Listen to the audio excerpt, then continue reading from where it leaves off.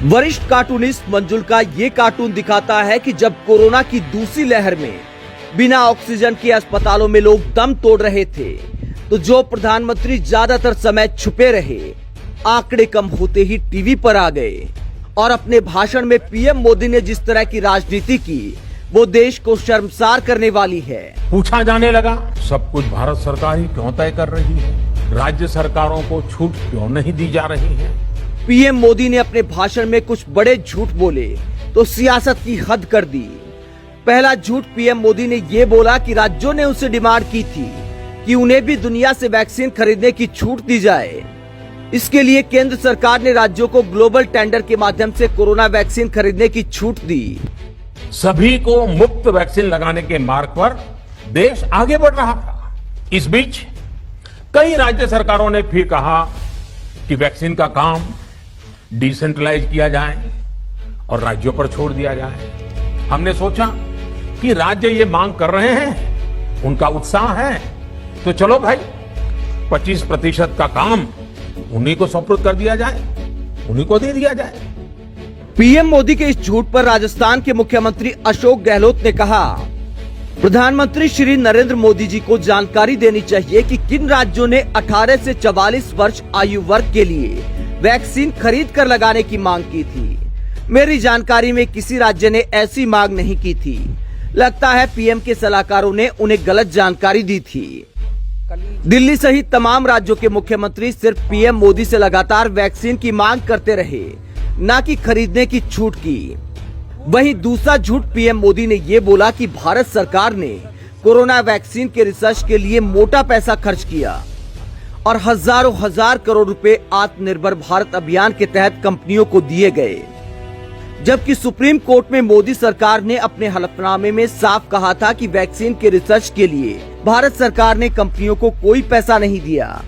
भारत के लिए वैक्सीन बनाने वाली कंपनियों को सरकार ने हर तरह से सपोर्ट किया। रिसर्च और डेवलपमेंट के लिए जरूरी फंड दिया गया। आत्मनिर्भर भारत पैकेज के तहत मिशन कोविड सुरक्षा के माध्यम से भी उन्हें हजारों करोड़ रुपए उपलब्ध कराए गए। सियासत करते हुए पीएम मोदी ने कोरोना वैक्सीन अभियान की पोलियो अभियान से तुलना कर डाली। पिछले 50-60 साल का इतिहास देखेंगे तो पता चलेगा कि भारत को विदेशों से वैक्सीन प्राप्त करने में दशकों लग जाते थे।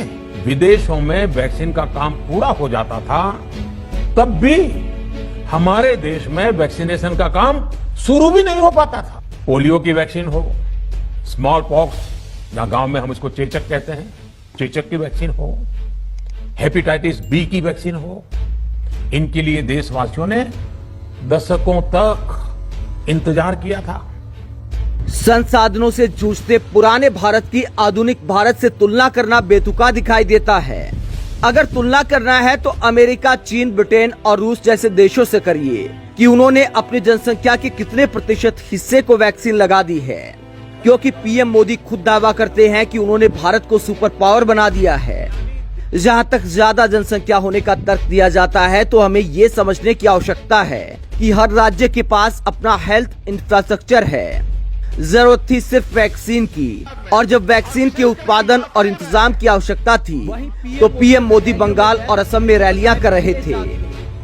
जब सुप्रीम कोर्ट ने फटकार लगाई और मोदी सरकार को कहा कि वैक्सीन को लेकर आपकी कोई नीति नहीं, 2 हफ्ते में जवाब दीजिए कि 35,000 करोड़ के फंड का क्या हुआ, तो आखिरकार सुप्रीम कोर्ट के दबाव में देश के सुप्रीम लीडर को अपनी छवि बचाने के लिए मुफ्त वैक्सीनेशन अभियान की घोषणा करनी पड़ी।